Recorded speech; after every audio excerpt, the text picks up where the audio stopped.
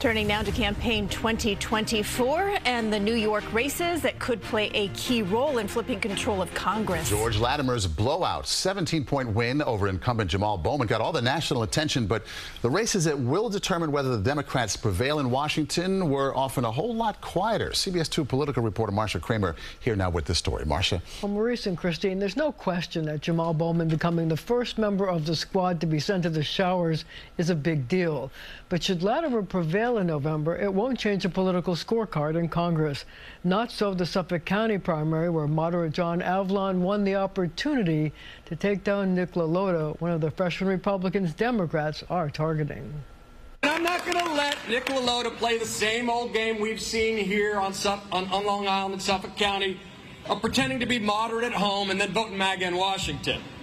I'm not going to let folks forget that he celebrated the overturning of Roe v. Wade. Former CNN anchor John Avlon is one of House Minority Leader Hakeem Jeffries' best hopes of helping Democrats take control of the House.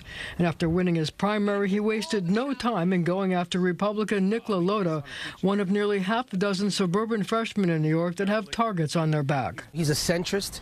He's a known centrist. He's been a moderate on a lot of issues. Political expert J.C. Polanco knows that the road to Democratic control of the House runs through New York, and he thinks that a moderate like Avlon has a good shot in a swing district that has sent both Republicans like Lee Zeldin and Democrats like Tim Bishop to Washington.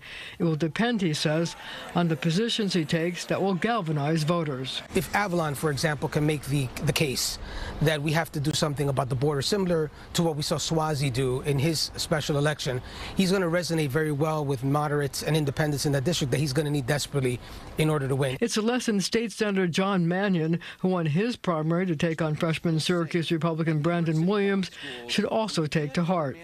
And while George Latimer was able to defeat incumbent squad member Jamaal Bowman with the help of Jewish voters upset with Bowman's positions on the Middle East war, the fall contests are expected to focus on immigration, a woman's right to choose, and pocketbook issues like SALT, the ability to deduct state real estate taxes, and the fear that Republicans will alter Social Security and Medicare. I think those issues always help Democrats, especially when they're able to scare folks and say, hey, the Republican boogeyman is coming after your Social Security. John Avlon seems to have learned that lesson. We common sense Democrats, we're liberal patriots and pragmatic problem solvers.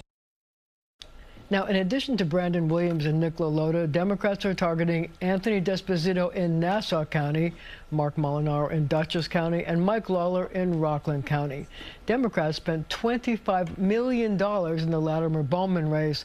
The fall spending is expected to far exceed that number. So button your hatches, there are going to be ads coming all over the place. Yeah, and pivotal in terms of the national race, as you say. They need to take at least 2 states in New York in order to prevail, so we'll see. All right, Marcia, thank you. Thank you, Marcia. And we do have more results from the primaries on our website. That's at cbsnewyork.com.